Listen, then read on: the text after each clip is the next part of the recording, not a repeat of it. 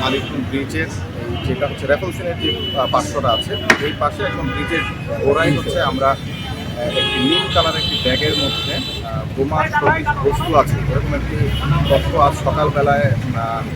বাংলাদেশ সেনাবাহিনীর এখানে যারা তথ্য আছে তাদের কাছ থেকে পাই পাওয়ার পরে আমাদের টিম দ্রুত রেসপন্ড করার পরে জায়গাটা খুবই একটা ট্রাফিক এরিয়া এখানে একটি বন্ধ থাকলে বেশ একটা কন্ডিশন হয় তাই আমরা এখানে সেনাবাহিনীর সাথে কথা বলি যাতে এটা বস্তুটা যেটাই হোক সেটা হচ্ছে যে এখানে ডিসলোকেট করা হয় তো তারপর তারা এটা এই পয়েন্ট থেকে এটা ডিসলোকেট করে এই যে ঘাট আছে বিসর্জন ঘাট আছে ঘাটের একেবারে নদীর পাড়ে নিয়ে গিয়ে ওটা আপাতত এখানে রেখে দেওয়া হয়েছে আমরা আসলে নিশ্চিত হতে পারিনি এখানে যে আসলে কী বস্তু আছে এটা বোমা কিনা বা অন্য কোনো কিছু কিনা এটা নিশ্চিত হওয়া যায়নি তবে আমরা দেখেছি যে লাল কালারের একটা বস্তু আছে সেখানে তার পেছানো আছে ভেতরে কি আছে এটা আমরা